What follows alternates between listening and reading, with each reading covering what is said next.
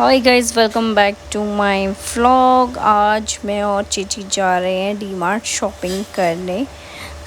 बस हमने अपना ऑटो ले लिया है और अब चलते हैं और पहुंचते हैं डी मार्ट के गाइस। तो हम आ चुके थे, भैया ने पहले उतार दिया तो हम दोनों वॉक करते करते पहुंच गए तुगलकाबाद मेट्रो स्टेशन के नीचे जहाँ है डी मार्ट। और यहाँ आते साथ ही हमने अपनी फाइनली शॉपिंग स्टार्ट कर दी थी।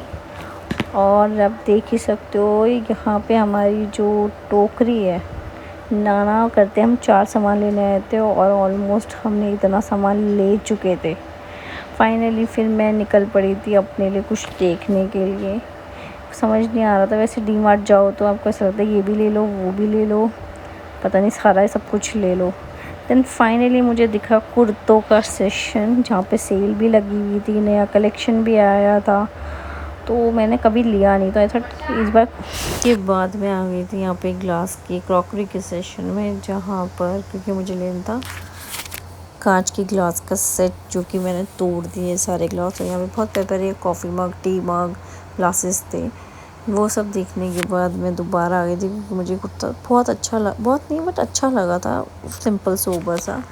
अगेन जब हम बिलिंग करा रहे थे तब मुझे याद आया भाई ग्लास तो रह गए। फिर मैं फटाफट आई, मैंने ग्लासेस लिए और भैया को बोला एक एक करके फटाफट मुझे चेक करा दो और पैक करके दे दो, क्योंकि भाई बिलिंग काउंटर पे चीची खड़ी है। तो भैया ने जल्दी से पैक किया, चेक करके पैक करके दिया मुझे। मैं भागते हुए पहुंची चीची के पास और हमारी ऑलमोस्ट आधी से ज़्यादा बिलिंग हो चुकी थी। भाई मुझे तो समझ नहीं आ रहा था इतना सामान आया कहाँ से। मतलब आगे वाली जो मेरी ट्रॉली थी वो ऑलमोस्ट भर रही थी और यहाँ पे सामान ख़त्म ही नहीं हो रहा था। आई शो यू, देखो। और हाँ, मैंने ये ऑलरेडी कुर्ता ले लिया था, मुझे अच्छा लगा था सिंपल सा, तो मैंने ले लिया। बट मुझे ये समझ नहीं आया इतना सामान किसने लिया है भाई। ऐसा लग रहा था ख़त्म होने का नाम ही नहीं ले रहा। यहाँ पे बिल 7,500 रुपये ऑलरेडी हो चुका है। बस फिर क्या, अब तो ले लिया तो ले लिया, चलते हैं घर। और हाँ, सबसे बड़ी बात थी यहाँ पे हमें थैले भी लेने पड़े क्योंकि हम घर से कुछ लाए ही नहीं थे। हम तो आए थे बस 3-4 चीज़ें लेने के लिए। अब इतनी 1000 चीज़ें कैसे आ गई, ये तो एक रहस्य है ब्रो। अब बस यहाँ पे हमें बाहर निकलते जो धूप लग रही थी, जो धूप, तेज वाली गर्मी। फिर मुझे एक खुशबू आ रही थी पॉपकॉर्न की और मैं बस पॉपकॉर्न की खुशबू से खींचे चली गई आगे आगे आगे। फिर मैंने कहा छोड़ यार, एक तो गर्मी ऊपर से पॉपकॉर्न। फिर हम दोनों ने यहाँ बैठ के सारा सामान सेट किया, थैलों में डाला, डिब्बों में डाला। और फिर मुझे देखा पिज़्ज़ा, तो मैंने कहा भाई पिज़्ज़ा तो बनता है। तो मैं गई और मैंने ऑर्डर किया। मेरा ऑर्डर था 109 और 1606 रेडी हो रहा था।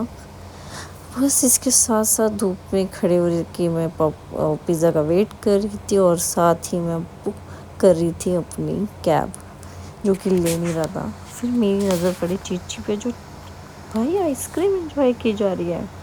फिर मेरा पिज़्ज़ा रेडी हो गया था और हम को ऑटो भी मिल गया था और हम ऐसे बैठे हुए थे। एंड यस, हमने फाइनली पॉपकॉर्न ले लिए थे क्योंकि भाई इतनी अच्छी खुशबू आ रही थी ना, मज़ा आ गया खा के सॉल्टेड बटर वाले सॉल्टेड पॉपकॉर्न।